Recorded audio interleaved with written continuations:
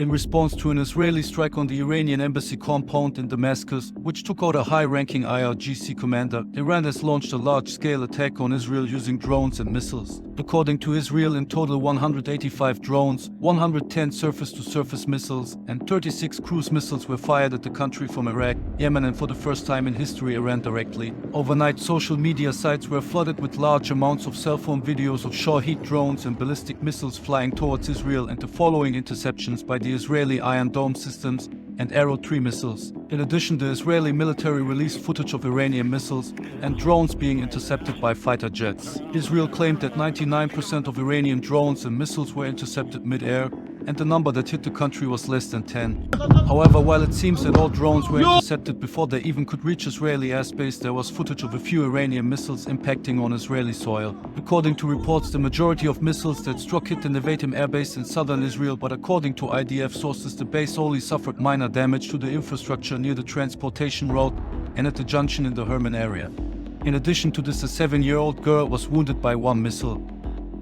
Same like with the drones, it seems that most of the other missiles were intercepted outside of Israeli airspace. Most of these intercepts were made by Arrow 3 missiles. Also 4 to 6 were shot down by US destroyers, and 1 was shot down by a Patriot in Iraq, a US official said. There are people claiming that more missiles hit, but we have to remember that many of the videos showing impacts were simply videos of the same impacts filmed from different angles. That's why I also did not include every video out there inside this small report and try to keep it short. Overall, it seems the damage caused to Israeli military assets by this massive, but based on its results, ineffective attack was low if you exclude the cost to intercept all these missiles and drones.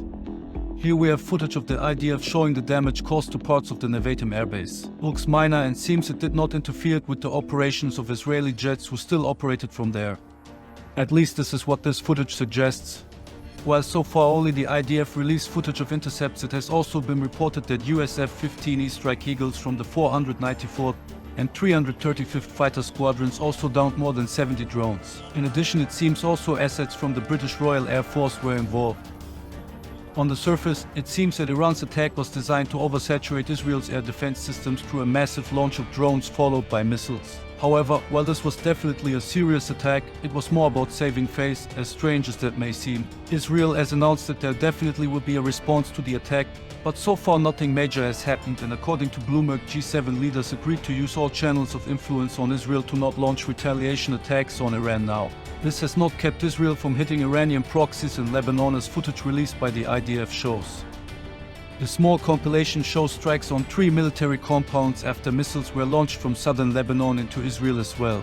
Earlier Sunday, Hezbollah said it had twice launched barrages of Katyusha rockets towards the Israeli-annexed Golan Heights, saying they were in response to Israeli attacks on villages and towns in Lebanon. Just while I was working on this video, footage surfaced on X showing what looks like the use of an Israeli Sea Dome system to intercept an unknown aerial target tonight over the southern Israeli city of Eilat.